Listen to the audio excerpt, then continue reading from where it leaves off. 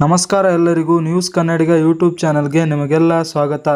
ನಾವು ಇಂದಿನ ಈ ವಿಡಿಯೋದಲ್ಲಿ ರೈತರಿಗೆ ಲಭ್ಯ ಇರುವಂತಹ ಹೊಸ ಸಬ್ಸಿಡಿ ಯೋಜನೆಗಳು, ಸಹಾಯಧನಗಳು ಮತ್ತು ಸರ್ಕಾರದ ಬೆಂಬಲ ಕಾರ್ಯಕ್ರಮಗಳ ಬಗ್ಗೆ ಸಂಪೂರ್ಣವಾದಂತಹ ಮಾಹಿತಿಯನ್ನು ತಿಳಿದುಕೊಳ್ಳೋಣ. ಈ ಒಂದು ವಿಡಿಯೋದಲ್ಲಿ ರೈತರಿಗೆ 50,000 ರೂಪಾಯಿಗಳವರೆಗೆ ಸಬ್ಸಿಡಿ ಸಿಗುತ್ತದೆಯೇ, ಈ ಯೋಜನೆಗಳಿಗೆ ಯಾರು ಅರ್ಹತೆಯನ್ನು ಹೊಂದಿದ್ದಾರೆ, ಅರ್ಜಿ ಸಲ್ಲಿಸುವುದು ಹೇಗೆ, ಯಾವ ದಾಖಲೆಗಳು ಬೇಕು ಅರ್ಜಿ ಸಲ್ಲಿಸುವುದಕ್ಕೆ ಎಂಬ ಪ್ರಶ್ನೆಗಳಿಗೆ ನಾವಿಂದು ಉತ್ತರವನ್ನು ತಿಳಿದುಕೊಳ್ಳೋಣ. ಎಲ್ಲದಕ್ಕಿಂತ ಮೊದಲು ನಾವು ತಿಳಿದುಕೊಳ್ಳಬೇಕಾದಂತಹ ಮುಖ್ಯವಾದ ವಿಚಾರ ಏನಪ್ಪ ಅಂದ್ರೆ, ಸರ್ಕಾರ ರೈತರಿಗೆ ಸಹಾಯಧನ ಯಾಕೆ ನೀಡುತ್ತದೆ, ಸಬ್ಸಿಡಿ ಯೋಜನೆಗಳನ್ನು ಯಾಕೆ ತರುತ್ತದೆ ಎಂಬುದನ್ನು ತಿಳಿದುಕೊಳ್ಳುವುದು ಮುಖ್ಯವಾದಂತಹ ವಿಷಯ. ಸರ್ಕಾರ ರೈತರಿಗೆ ಸಬ್ಸಿಡಿಯನ್ನು ಯಾಕೆ ನೀಡುತ್ತದಪ್ಪ ಅಂದ್ರೆ, ಕೃಷಿ ಏನಿದೆ ನೋಡಿ, ಅದು ನಮ್ಮ ದೇಶದ ಬೆನ್ನೆಲುಬು.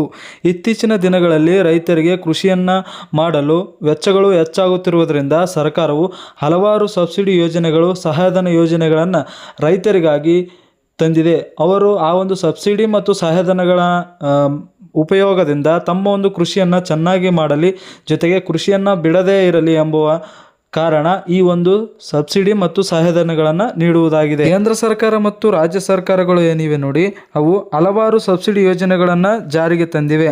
ಆದರೆ ನಾವು ಅಂತಹ ಸಬ್ಸಿಡಿ ಯೋಜನೆಗಳಲ್ಲಿ ಒಂದಾದಂತಹ ಕೃಷಿ ಯಂತ್ರೋಪಕರಣ ಸಬ್ಸಿಡಿ ಯೋಜನೆಯ ಬಗ್ಗೆ ನಾವಿಲ್ಲಿ ತಿಳಿಯೋಣ. ಕೃಷಿ ಯಂತ್ರೋಪಕರಣ ಸಬ್ಸಿಡಿ ಯೋಜನೆಯ ಮುಖ್ಯ ಉದ್ದೇಶವೇನೆಂದರೆ, ರೈತರಿಗೆ ಕೃಷಿ ಯಂತ್ರೋಪಕರಣಗಳನ್ನು ಖರೀದಿಸಲು ಸರ್ಕಾರದ ಕಡೆಯಿಂದ 40% 70% ಸಬ್ಸಿಡಿಯನ್ನು ನೀಡಲಾಗುವುದು.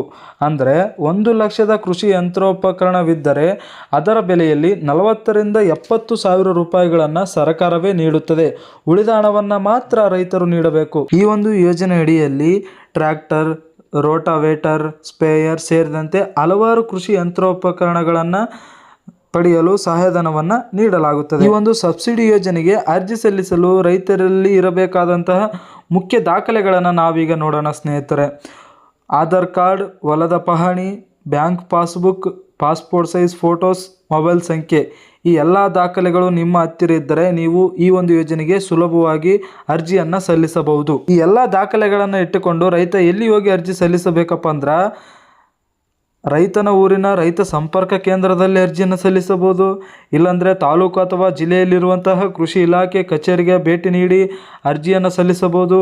ಇಲ್ಲವಂದರೆ ಗ್ರಾಮ ಕೇಂದ್ರ ಇಲ್ಲ ಕರ್ನಾಟಕ ಕೇಂದ್ರಗಳಲ್ಲಿ ಈ ಒಂದು ಯೋಜನೆಗಳಿಗೆ ಸುಲಭವಾಗಿ ಅರ್ಜಿಯನ್ನು ಸಲ್ಲಿಸಬಹುದಾಗಿದೆ ಸ್ನೇಹಿತರೆ. ರೈತ ಮಿತ್ರರೇ, ನಿಮಗೆ ಸರ್ಕಾರದಿಂದ ಹಲವಾರು ಸಹಾಯಧನ ಮತ್ತು ಸಬ್ಸಿಡಿ ಯೋಜನೆಗಳು ಲಭ್ಯವಿವೆ. ಆ ಎಲ್ಲ ಯೋಜನೆಗಳ ಲಾಭವನ್ನು ಪಡೆಯಿರಿ ಎಂದು ನಾನು ಹೇಳುತ್ತೇನೆ. ಈ ವಿಡಿಯೋ ನಿಮಗೆ ಉಪಯುಕ್ತವೆನಿಸಿದರೆ ವಿಡಿಯೋಗೆ ಒಂದು ಲೈಕ್ ಮಾಡಿ. ಜೊತೆಗೆ ಇದೇ ಥರದ ಯೂಸ್ಫುಲ್ ವಿಡಿಯೋಗಳಿಗಾಗಿ ನನ್ನ ಚಾನಲ್